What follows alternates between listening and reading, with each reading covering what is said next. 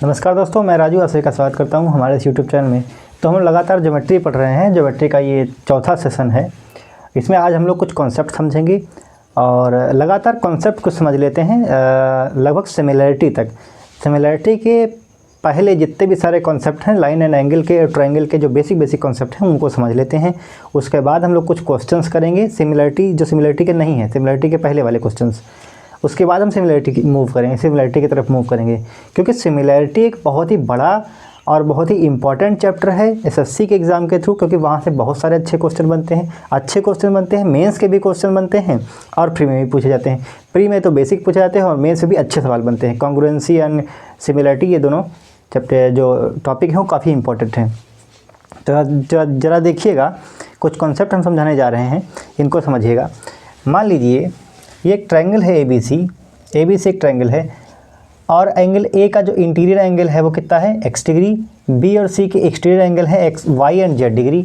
तो इनका सम इनका क्या होगा, y और z का सम क्या होगा, यानी जो एक्सटीरियर एंगल है, एक्सटीरियर एंगल ट्रायंगल के y degree plus z degree, ये किसके बराबर होगा, ये बराबर होगा 180 degree plus half x degree के। सीधा कॉन्सेप्ट है, सीधा प्रूफ भी हो जाएगा बड़ी आसानी से। आप ऐसा करिए, ये y डिग्री है तो ये वाला एंगल कितना होगा, ये वाला होगा 180 अंश माइनस y डिग्री, यही तो होगा भाई, पूरा 180 बनना है ना। और ये z डिग्री है, ये कितना होगा, फिर ये कितना होगा, ये z डिग्री, ये कितना होगा 180 अंश माइनस z डिग्री। अब क्या होना है, x y z इन तीनों का योग कितना होना है 180 डिग्री। अरे भाई 180 डिग्री होना है कि नहीं होना, तीनों इंटीरियर एंगल हैं।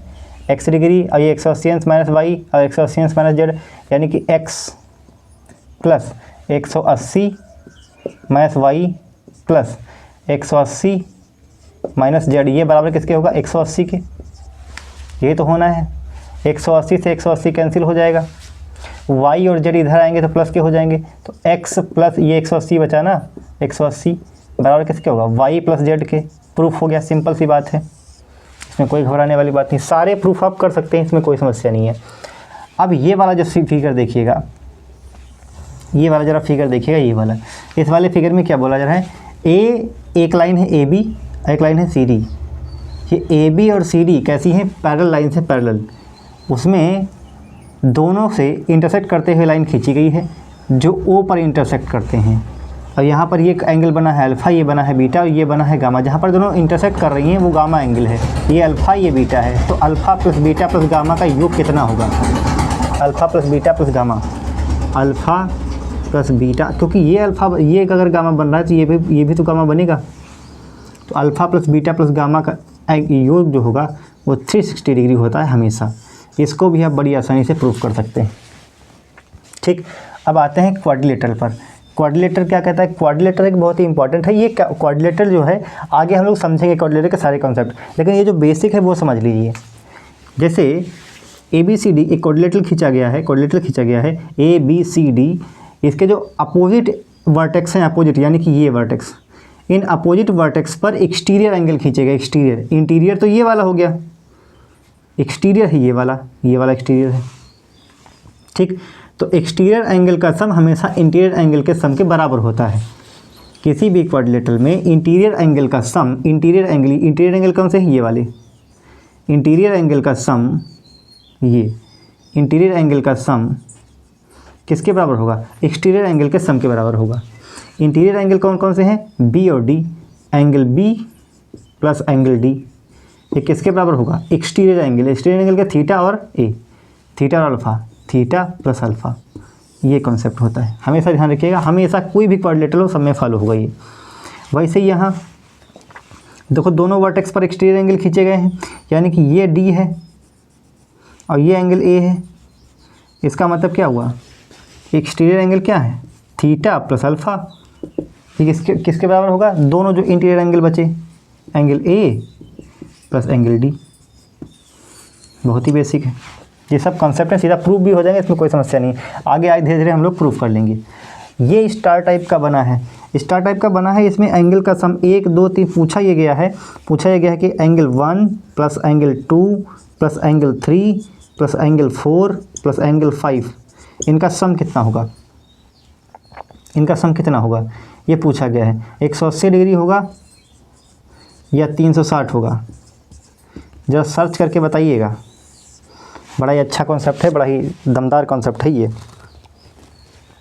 आगे देखिएगा, ये वाला एक क्वाड्रिलेटरल है, इसमें इंटीरियर एंगल दे रखे हैं एक्स वाई जेड दे रखे हैं। हमसे ये बाहर वाला एंगल पूछा गया, बाहर वाला। एक बात बताइए, क्वाड्रिलेटरल के चारों कोणों का योग 360 होना है, ये ज़रूरी है 360 होना है। ये वाला एंगल कितना होगा और ये वाला एंगल कितना होगा? तो ये जो एंगल एक्सटीरियर एंगल जो बाहर खींचा गया है वहीं एक्स वाई जेड का योग होगा। यानी कि ये जो एंगल सी है, ये जो बाहर खींचा गया एंगल है, एंगल सी बराबर किसके होगा? X degree plus y degree plus z degree, ये इसके बराबर होगा।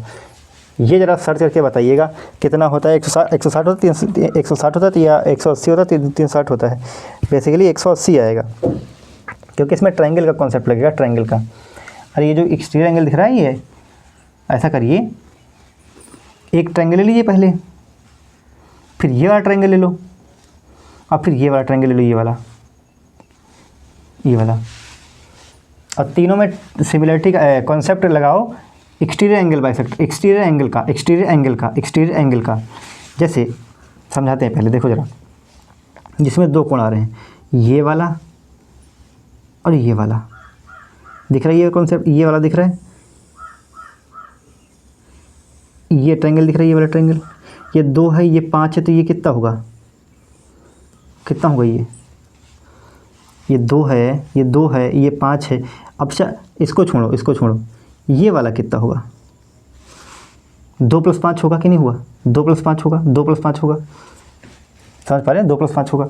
अब जरा इस वाले ट्रायंगल को देखिएगा, इस वाले ट्रायंगल को, ये 1 है, ये 3 है, तो ये कितना होगा? 1 + 3। अब तीनों कोणों का योग कितना होना है? 180। तो इसीलिए 1 2 3 4 5 सारे कोण इसी में आ जाएंगे। अरे समझ पाए या नहीं समझ पाए? जरा इस ट्रायंगल को देखिएगा, इस ट्रायंगल को, ये 2 है, ये 5 है, तो इसका एक्सटीरियर कितना होगा? ये वाला एंगल कितना होगा? 2 + 5, यही तो होगा। अब जरा इस ट्रायंगल को देखिएगा, ये वाला ट्रायंगल, ये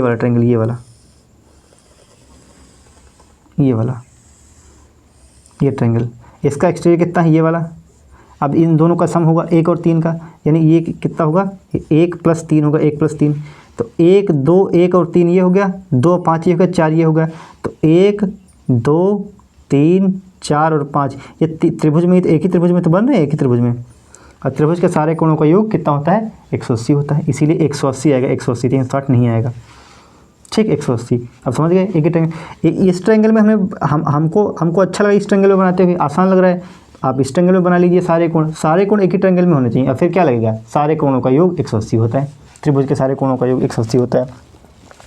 सिंपल कर पाएंगे बड़ी आसानी से। ठीक है, आगे चलते हैं।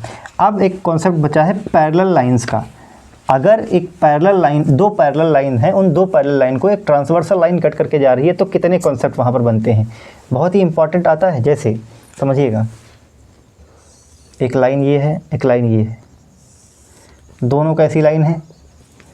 AB CD, ये कैसी लाइन्स है? पैरेलल लाइन है, पैरेलल। दोनों कैसी लाइन है? पैरेलल है। अब अगर दोनों पैरेलल लाइन है, इन लाइन को एक लाइन कट करके जा रही है ऐसे ट्रांसवर्सल। ठीक, यहाँ पर ध्यान रखने वाली बात ये है कि AB जो लाइन है वो पैरेलल है किसके? CD के। तो कॉन्सेप्ट ये बनता है, अगर ये 1 है, ये 2 है, ये 3 है, ये 4 है, 5 6, ये वाला एंगल 7 और ये वाला एंगल 8 है। कितने कॉन्सेप्ट बनते हैं यहाँ से? ज़रा समझिएगा ध्यान से, कितने कॉन्सेप्ट बनते हैं। हम ये जानते हैं कि सीधी रेखा कितना एंगल बनाती है? 180, यानी कि 1 + 2 कितने होंगे? 180 होगा, 180 के बराबर होगा। ठीक, हम ये भी जानते हैं, अगर ऐसे लाइन कट करके जा रही है, अगर ये थीटा बन रहा है तो ये भी थीटा बनेगा। तो ज़रा ध्यान समझिएगा, ये लाइन ऐसे कट करके जा रही है, ये लाइन कट करके जा रही है, तो 1 है, तो ये 3 है, यानी 1 किसके बराबर होगा? 3 के बराबर होगा। ठीक इसी प्रकार 2 किसके बराबर होगा? 4 के बराबर होगा। 2 किसके बराबर होगा? 4 के बराबर होगा। अब इधर आ जाते हैं। अब 3 और 4 किसके बराबर हो गए? 3 + 4 किसके बराबर होगा? 180 के बराबर होगा कि नहीं होगा? 3 और 4 एक सीधी रेखा कितना बनाती है? 180। यह 3 और 4 बन रहा है और 3 और 4 बना के होगा कितना? 180 होगा। दूसरी लाइन में आ जाइए। 5 और 7 बराबर होंगे। 6 और 5 का योग, एक सीधी रेखा 6 + 5 कितना होगा? 180। 7 और 8 angle 7 degree plus angle 8 degree is equal to 180 degree. 6 and 7 vertically opposite angle. 6 and 8 these are vertically opposite angle. 6 बराबर किसके होगा? 8 के बराबर होगा।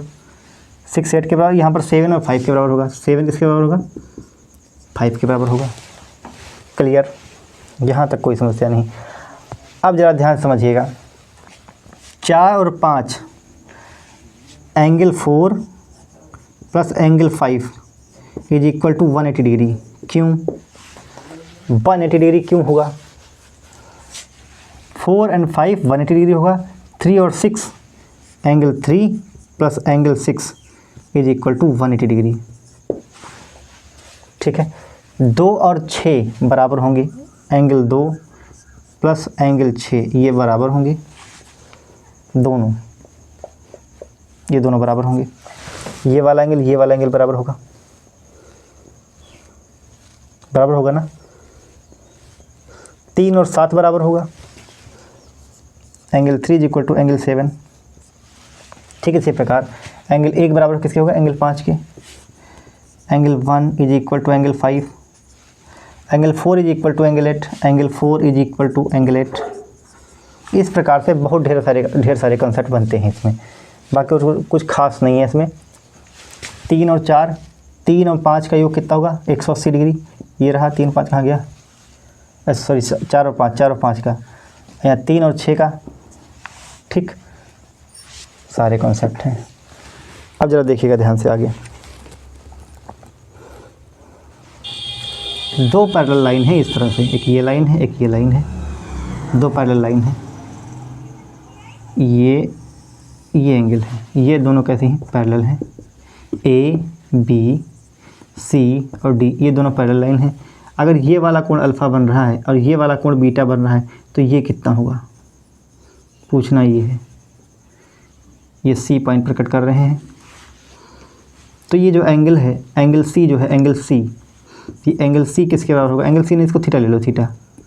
ये वाला एंगल थीटा है, तो ये थीटा एंगल किसके बराबर होगा? अल्फ़ा प्लस बीटा के बराबर होगा। समझने वाली बात ये है कि चाहे जितने हों, अगर ये पैरेलल लाइन है, ये ए बी और सी डी, अगर ये पैरेलल लाइन है तो इसके बीच चाहे जितनी बार ये लाइन कट करे, बस शर्त यह है ये पैरेलल होनी चाहिए। एक तरफ बनने वाले एंगल बराबर होंगे दूसरी तरफ बनने वाले एंगल। यानी कि अगर ये एंगल 1 है, ये एंगल 2 है, ये एंगल 3 है और ये एंगल 4 है, ये वाला एंगल 5 है, ये वाला एंगल 6 है, ये वाला एंगल 7 है, तो हम ये कहते हैं कि इधर बनने वाले कोण बराबर होंगे उधर बनने वाले कोण। यानी इधर कितने बन रहे? 1 2 3 और 4। 1 + 2 + 3 + 4 ये बराबर हों किसके? 5, इधर से 5 बन रहा है, 6 बन रहा है, 7 बन रहा है। 5 + 6 + 7 ये भी ट्रायंगल से ही आया है, कहीं अलग से नहीं आया है, ये भी ट्रायंगल से ही आया है। ठीक, तो ये कॉन्सेप्ट हो गया। आगे कॉन्सेप्ट आता है 2 पैरेलल लाइंस के बीच में एक लाइन खींची जाती है उसकी लेंथ निकालने के लिए। 2 पैरेलल लाइन के बीच में एक लाइन खींची जाती है उसकी लेंथ निकालने के लिए, और वो लाइन किस रेशियो में डिवाइड करती है वो रेशियो निकालने के लिए। जैसे समझिएगा, ये लाइंस हैं, नहीं ऐसे नहीं,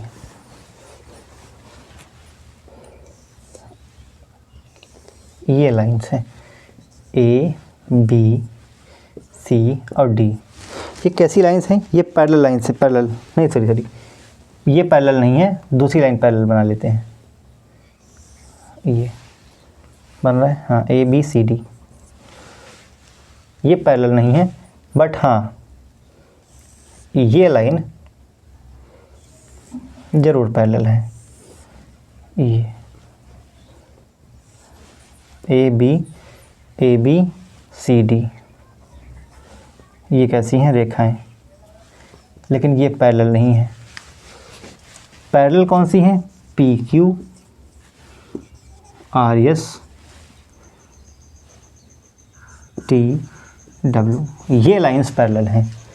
यानी कि पी क्यू पैरेलल है आर एस के और आर एस पैरेलल है टी डब्ल्यू के, ये लाइंस पैरेलल हैं। ठीक,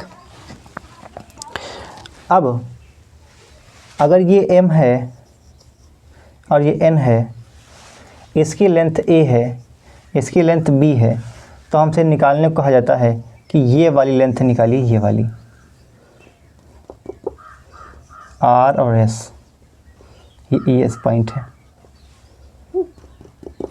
ये s पॉइंट है, ये वाला। आर एस की लेंथ निकालिए, आर एस की लेंथ कितनी होगी? आर एस की लेंथ निकालने के लिए m रेशियो n है भाई, m रेशियो n, यानी कि सीधा सीधा समझिए कि P R upon R B, R B, ये जो कट पॉइंट इसको ले लेते हैं b, ये कितना है? m/n है, m/n। अरे ये इतना लेंथ एरिया m है, ये इतना एरिया n है। हमसे पूछा गया आर एस की लंबाई, हमसे क्या पूछी गई? आर एस की लंबाई। आर एस की लंबाई कैसे निकालेंगे? आर एस की लंबाई निकालेंगे, m का गुणा b में कराएंगे और n का गुणा a में कराएंगे, तो mb प्लस na और डिवाइड में m plus n, m plus n, ये होता है कॉन्सेप्ट। ठीक है, इसकी लेंथ निकालने के लिए आगे जरा समझिएगा। एक ये पैरेलल, एक ये पैरेलल और एक ये पैरेलल, एक ये पैरेलल, चार लाइनें पैरेलल हैं, चार लाइनें पैरेलल हैं। ये पैरेलल नहीं है ए बी, ये रेखाएं पैरेलल नहीं, ये पैरेलल है, ये वाली, ये लेंथ सारी पैरेलल है। ये ए रेशियो है, ये बी है, ये सी है, ये है ए बी सी हो गया, ये एक्स, ये वाई और ये जेड। समझिएगा, ये लाइंस क्या हैं? पैरेलल है, पैरेलल। यहाँ से यहाँ तक ए है, यहाँ से यहाँ तक बी है, यहाँ से यहाँ तक सी है। इसको ए पॉइंट देते हैं, इसको बी पॉइंट, इसको सी पॉइंट और इसको D point, E F G और ये एच। तो ए बी से, जो ए बी का बी सी से रेशियो होगा और जो सी डी का रेशियो, ये किसके बराबर होगा?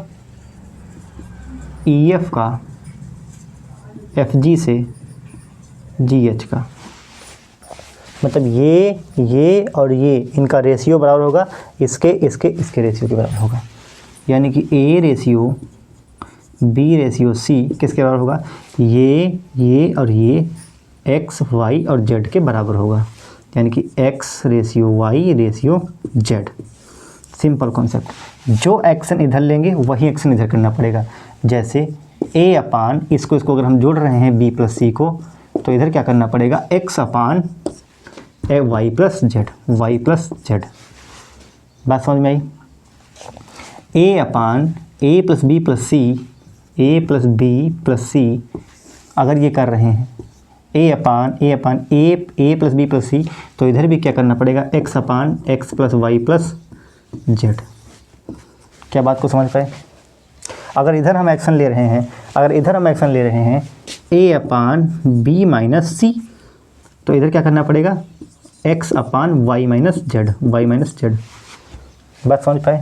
जो एक्शन इधर करना है वही एक्शन इधर करना है। क्यों? क्योंकि रेशियो सेम है। इन तीनों का रेशियो इन तीनों के रेशियो के बराबर है। बात समझ में? यहाँ पर भी वही कहानी है। ये दोनों पैरेलल नहीं है, ये तीनों लाइन पैरेलल हैं। इस आर एस की लंबाई हमसे पूछी गई, आर एस की लंबाई, और ये हमको दिया गया पी आर से आर बी का रेशियो दिया गया, वो कितना है? M ratio N. हमसे पूछा गया कि आर एस की लेंथ बताइए, आर एस की लेंथ। तो सिंपल सी अपोजिट मल्टीप्लाई करेंगे, एम का रेशियो एम का बी में मल्टीप्लाई करेंगे और एन का ए में मल्टीप्लाई करेंगे। ठीक, ये हो गया। आई होप समझ में आया होगा।